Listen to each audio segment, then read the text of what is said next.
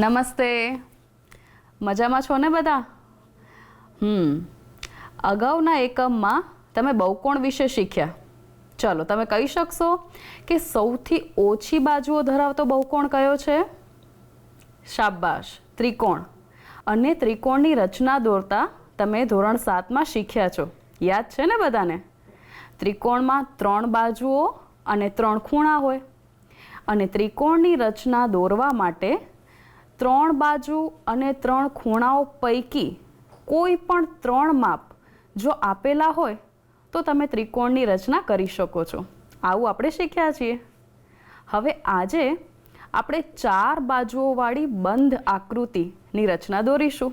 4 બાજુઓની બંધ આકૃતિ કઈ હશે? સરસ, ચતુષ્કોણ. બરાબર ને?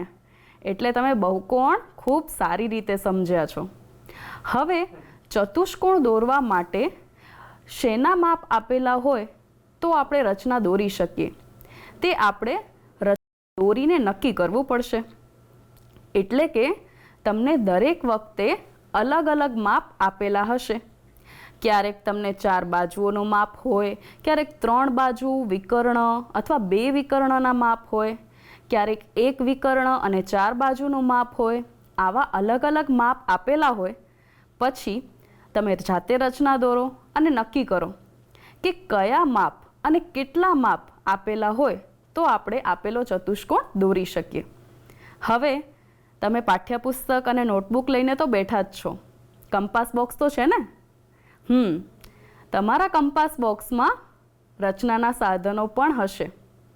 કયા કયા સાધનોની આપણને જરૂર પડશે?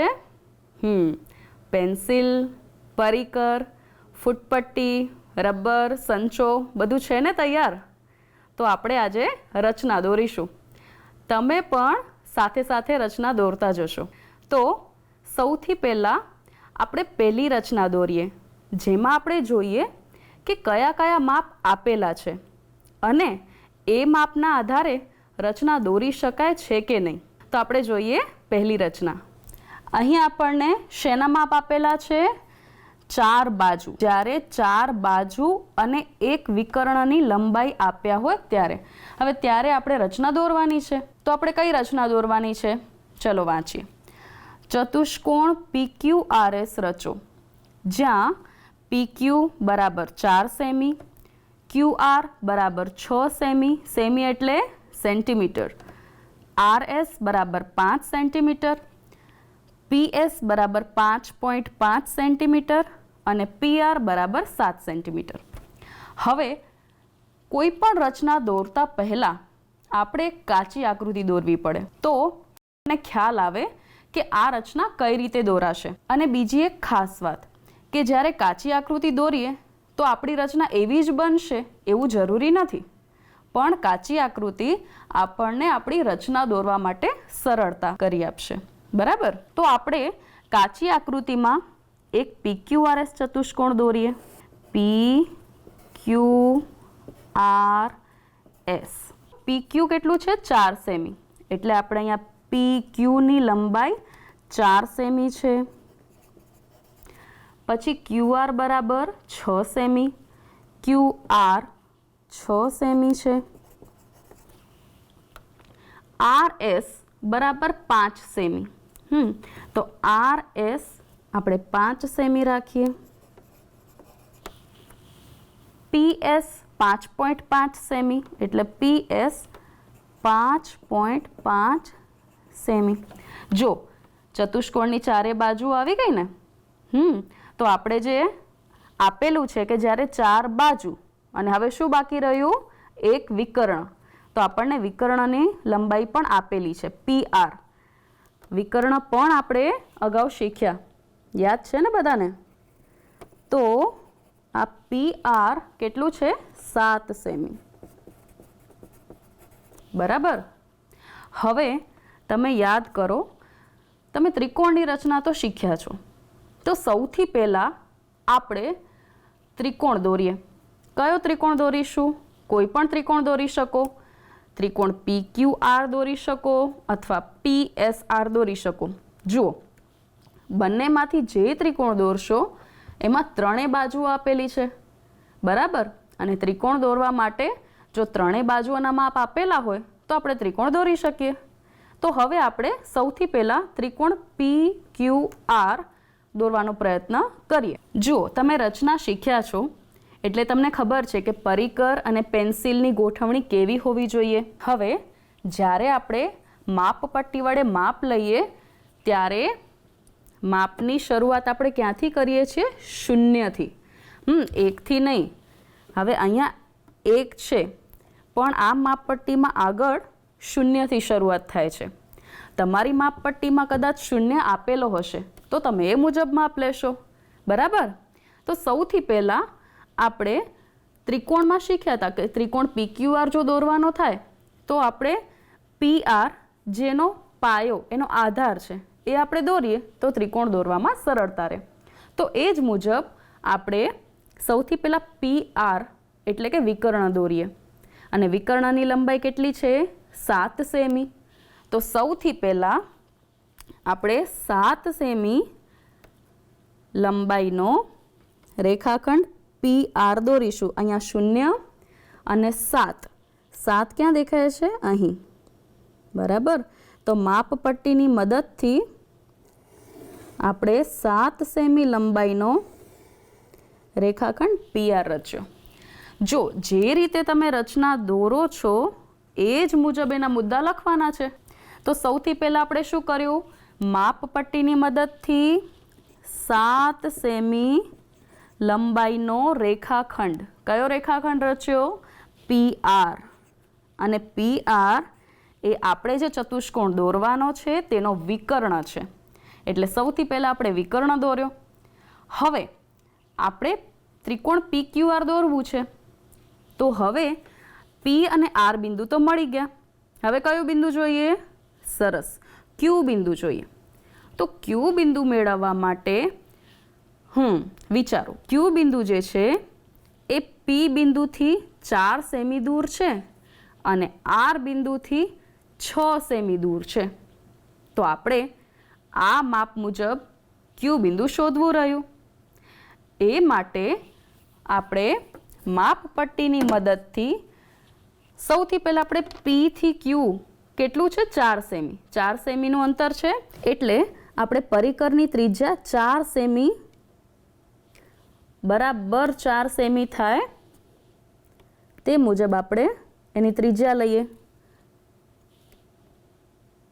બરાબર? હવે આ 4 સેમી શું છે? PQની લંબાઈ છે. તો P બિંદુ આપણી પાસે છે.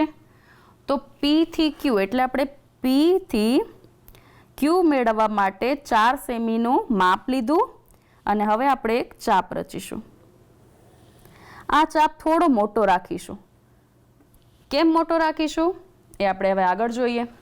હવે આપણને R બિંદુથી Qનું માપ કેટલું આપેલું છે? 6 સેમી. તો ફરીથી આપણે માપપટ્ટીની મદદથી 6 સેમીનું માપ પરિકરનું લઈશું એટલે કે ત્રિજ્યા. 6 સેમી માપ એટલે શું? ત્રિજ્યા થાય ને.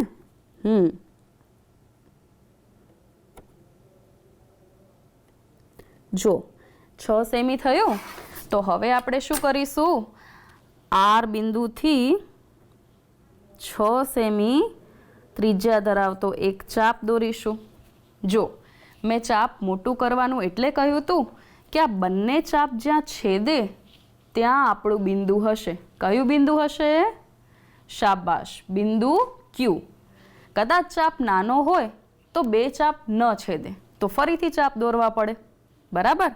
તો અહીં બંને ચાપ જ્યાં છેદે છે ત્યાં આપણું બિંદુ હશે બિંદુ Q. હવે આપણે શું કરીશું? યાદ કરો, ત્રિકોણની રચના દોરતી વખતે તમે શું કરતા હતા કે Q બિંદુને P સાથે જોડીએ અને Q બિંદુને R સાથે જોડીએ એટલે આપણને મળશે રેખાખંડ PQ અને રેખાખંડ QR.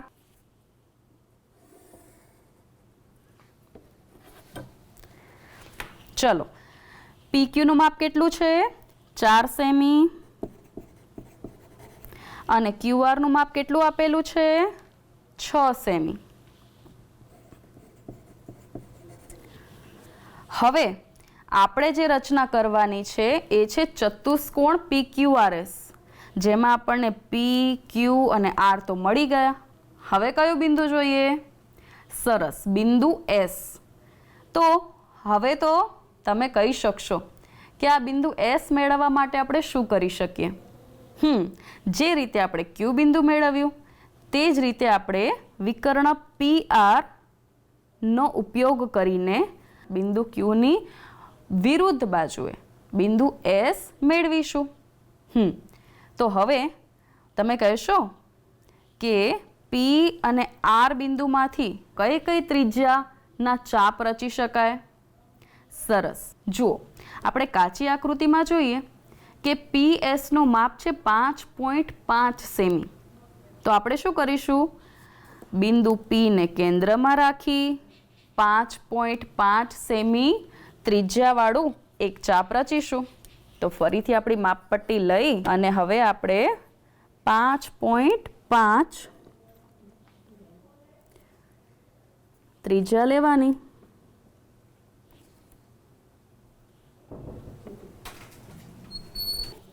હવે આપણે P ને કેન્દ્રમાં લઈ, જો આપણે ખાસ યાદ રાખીશું, ચાપ તમે કોઈ પણ દિશામાં દોરી શકો, પણ આપણે જોઈ શકીએ છીએ કે આકૃતિમાં ચતુષ્કોણમાં વિકર્ણ PR ની સાપેક્ષે Q અને S એકબીજાથી વિરુદ્ધ દિશામાં છે. એટલે આપણે ચાપ દોરતી વખતે એ ધ્યાન રાખીશું કે હવે આપણે જે P ને કેન્દ્રમાં રાખીને 5.5 સેમીનો ચાપ દોરીશું એ Qની વિરુદ્ધ બાજુએ, બરાબર? એટલે અહીં આપણે એક ચાપ રચીશું. હવે છે RS. તો R ને કેન્દ્રમાં રાખી 5 સેમી ત્રિજ્યા લઈ અને ફરી એક ચાપ દોરીશું. તો માપપટ્ટીની મદદથી હવે આપણે કેટલી ત્રિજ્યા લઈશું? 5 સેમી. હવે R ને કેન્દ્રમાં લઈ અને ચાપ રચ્યો. આ બંને ચાપ જ્યાં છેદે છે એ બિંદુ કયું હશે? S. બિંદુ S. હવે શું કરીશું? સરસ, P અને S ને જોડતો રેખાખંડ કયો રેખાખંડ મળશે? સરસ, રેખાખંડ PS.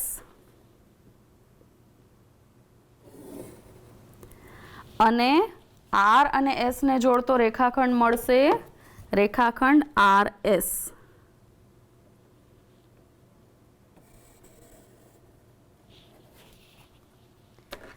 ચલો, PS નું માપ કેટલું છે?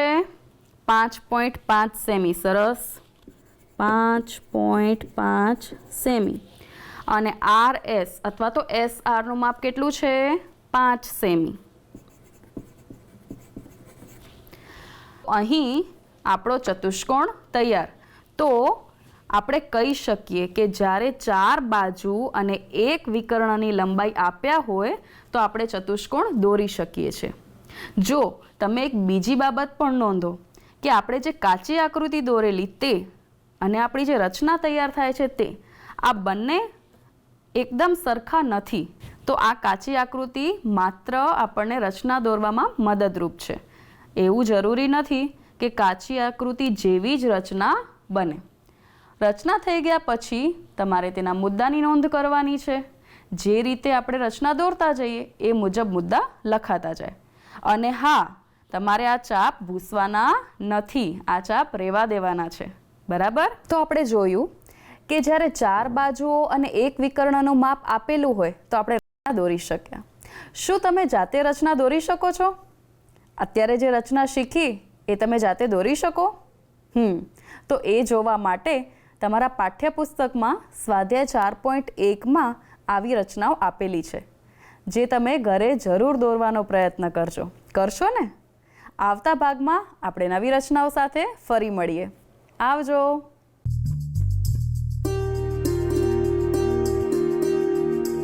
Hello student, how are you? Fine, good.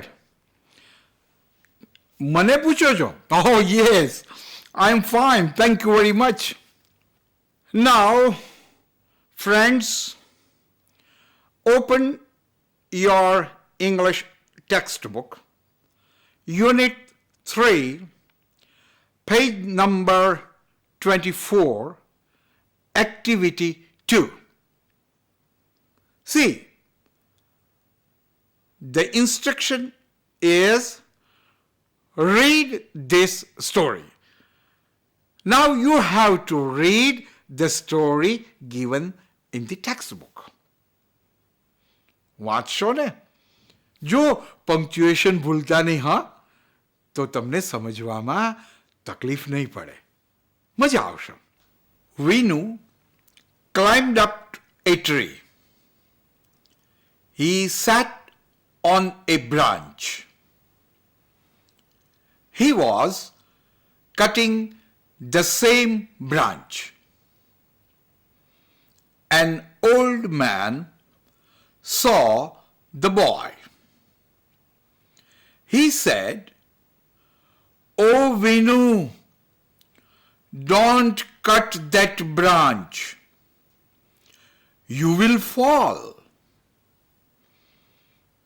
The boy laughed at the old man.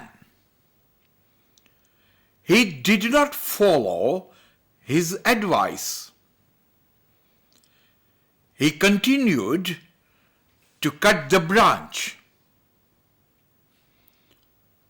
He fell down and broke his leg. Okay, my dear friends, now you have read the story, right? Vinu climbed up a tree. He sat on a branch. He was cutting the same branch. An old man saw the boy. "Oh, Vinu, don't cut that branch. You will fall."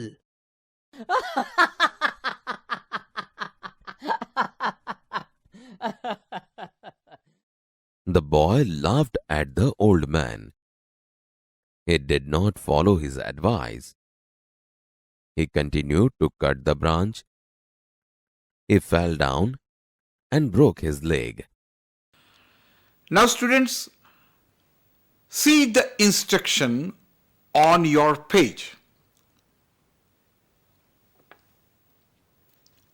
Now look at the following pictures and write appropriate sentences below each picture.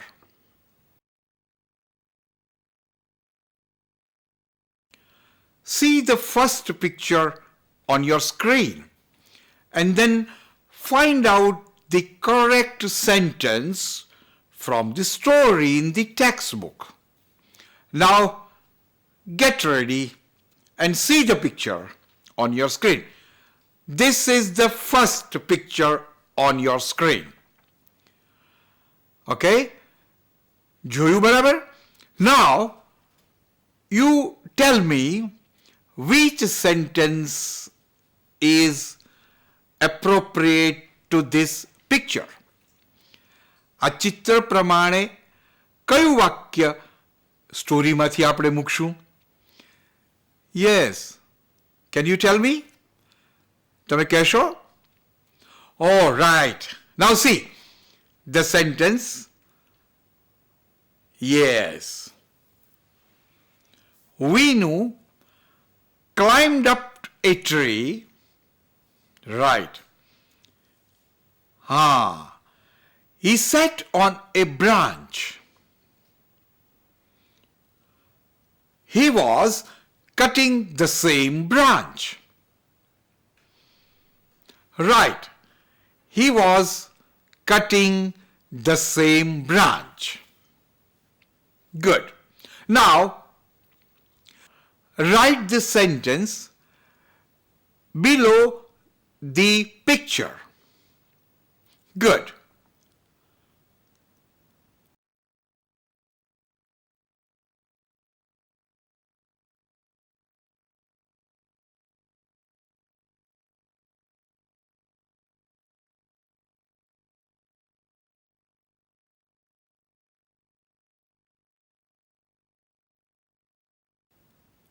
Now you have next picture on the screen. See.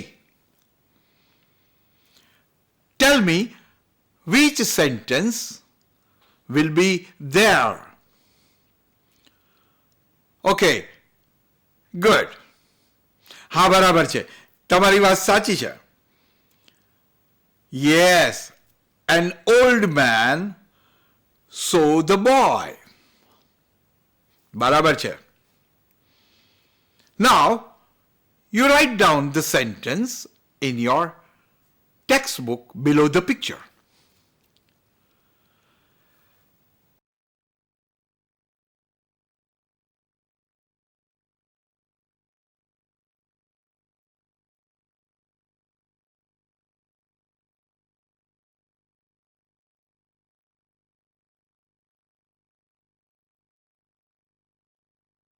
The next picture.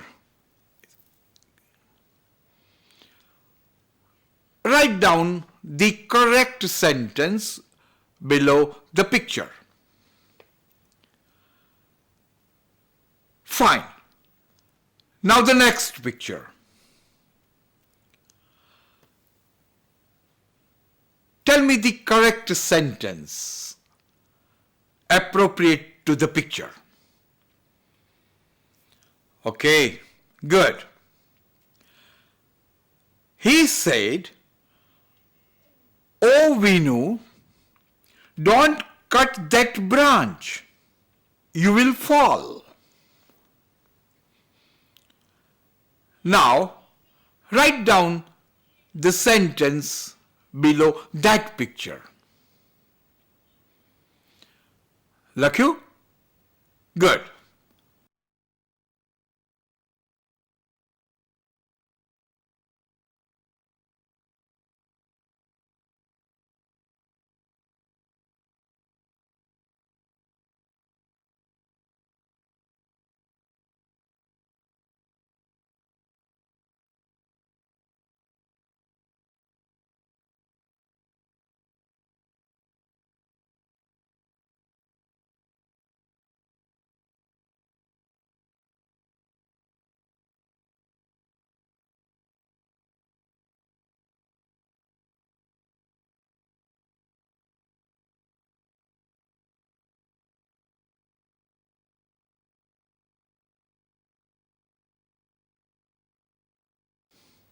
See the picture and tell me the correct sentence.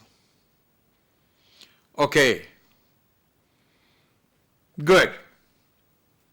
The boy laughed at the old man. Good. Now, write down the sentence in your textbook.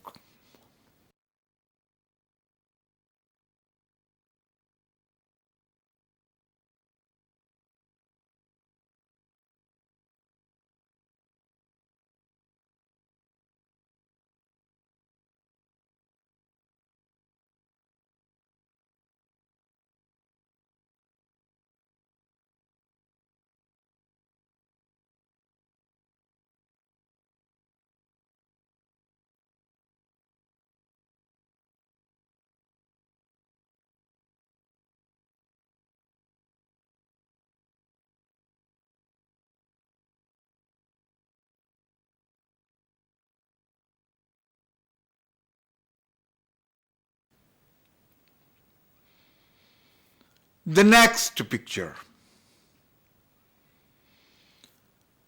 Okay, સમજી ગયા? હા, તો એ ચિત્ર પ્રમાણે કયું વાક્ય ટેક્સ્ટબુકમાંથી આપણે લઈશું? Good. He did not follow the advice.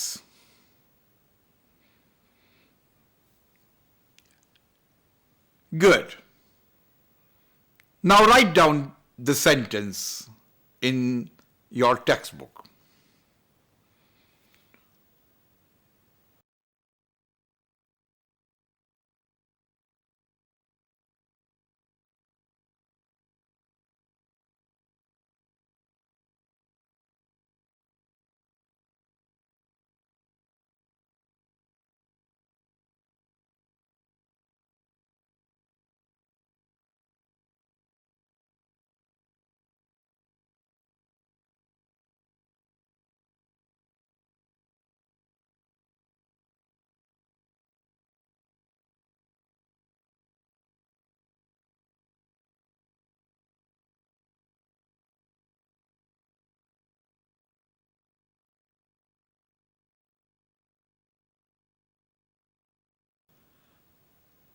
This is the next picture and the last one.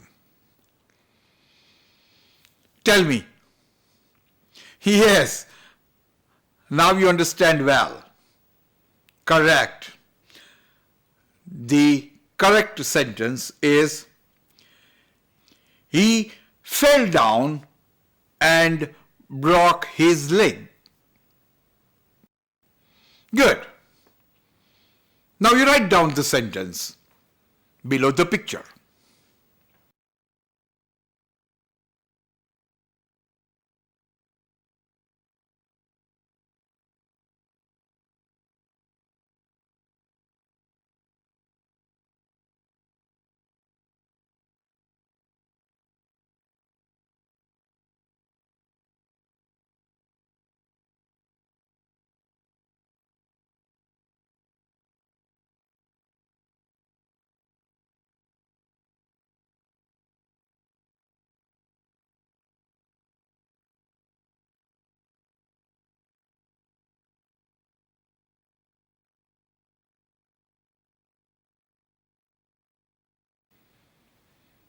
Good. બધા જ વાક્યો લખાઈ ગયા? બરાબર તપાસી લેજો. તો આ આપણે ચિત્રો પ્રમાણે વાક્યો એ લખ્યા. Lots of fun we had today. You listened to the story, you saw the pictures. So now we learnt past progressive. We enjoyed a lot. બહુ મજા આવી. હવે આવી જ મજા ફરી આપણે આવતા એપિસોડમાં કરશું. ત્યાં સુધી see you. Bye.